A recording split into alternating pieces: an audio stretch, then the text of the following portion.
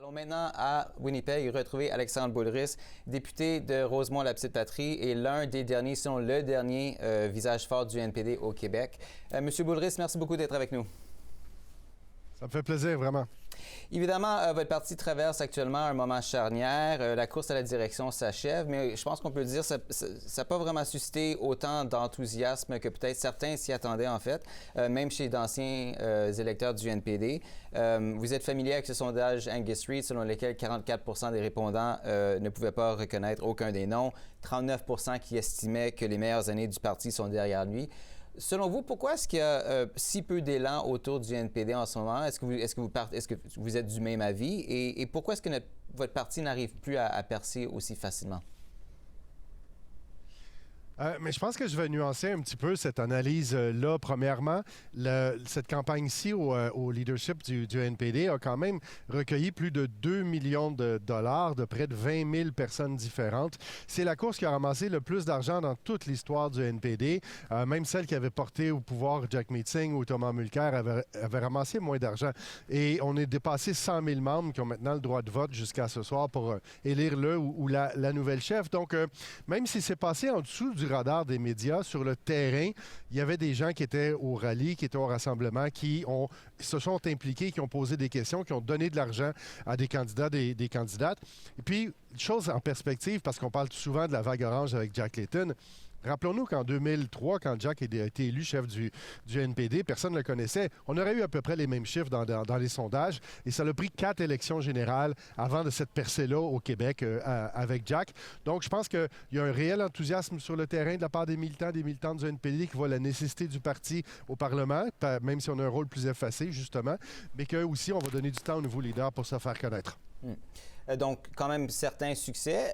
Évidemment, le grand objectif, c'est de remporter les prochaines élections fédérales. Là-dessus, le premier ministre du Winnipeg, du Manitoba, pardon, Wab Kinew, avait un conseil à offrir aux candidats à la direction en un seul mot.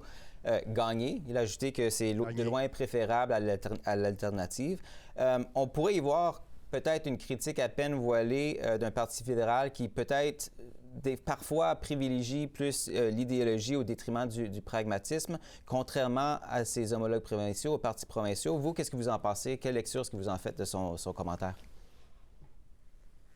Bien, je pense que si la dernière élection a été si difficile envers le NPD, envers nous, on a perdu plein de bons collègues. C'est aussi des circonstances historiques assez exceptionnelles avec l'arrivée de M. Trump, la menace de Poilievre, M. Carney qui remplace M. Trudeau. Tout a changé en l'espace de quelques mois. Il y a 1 an et demi, on était 2e dans les sondages devant les libéraux. Tout ça a absolument changé. Et moi, je suis assez d'accord avec une approche pragmatique. Pragmatique, ça ne veut pas faire des compromis sur ses principes et ses valeurs. Ça veut dire avoir un plan de match avec les étapes pour atteindre ses objectifs. Puis moi, je vous dirais qu'on vise toujours à former le gouvernement quand on est un parti politique. Mais sérieusement, la prochaine étape, ça va être de regagner le statut de parti officiel à la Chambre des communes, donc au moins 12 députés. Et ça, je pense que c'est la première pierre dans un jalon qui va nous permettre de reprendre une place beaucoup plus grande sur l'échiquier politique fédéral. Donc, beaucoup de travail à faire, beaucoup de travail de reconstruction un peu partout au pays, y compris au Québec. Et je le mentionnais, vous êtes le seul député restant de la vague orange qui a déferlé en 2011 sous la direction de Jack Layton. Depuis, cet appui s'est vraiment effondré dans la province du Québec. Aujourd'hui, on voit une course à la direction où, il faut dire, le français était très peu présent. Ça a été évidemment beaucoup commenté au Québec. Quel signal est-ce que le NPD, vous croyez, est-ce qu'il envoie aux Québécois par cette absence du français, non seulement aux Québécois, mais aux francophones hors Québec? Est-ce qu'ils étaient vraiment une parenthèse ou comment est-ce que le parti peut vraiment demander aux Québécois de lui faire confiance? Non, je pense pas que le NPD n'est pas une parenthèse dans l'histoire politique du Québec. Les Québécois sont en grande partie des progressistes, des sociodémocrates, des environnementalistes aussi. Alors, c'est des valeurs et c'est des principes qui résonnent avec beaucoup, beaucoup de gens chez nous. C'est sûr que cette course-là, il y a des défis importants en ce qui concerne la place du français, la qualité du français, l'aisance des candidats et des candidates. Mais je pense que le ou la nouvelle chef devra en faire une priorité s'il veut être capable de regagner le cœur des Québécois. On ne pourra pas passer outre à ça. Il va falloir qu'il y ait du travail, puis il y a des résultats aussi qui se fassent entendre. Je pense que la base électorale, elle est toujours là. Il va falloir être capable de communiquer avec les Québécois et Québécoises dans leur langue. Puis vous avez raison, avec les francophones hors Québec également, c'est absolument important. Donc, ça devra faire partie des priorités et des premières tâches du nouveau chef. Je dois également vous poser une question, évidemment, sur votre propre avenir politique. Depuis des semaines, vous ne cachez plus votre intérêt pour Québec solidaire. Vous avez même dit qu'un passage à QS serait assez naturel après 15 ans à Ottawa.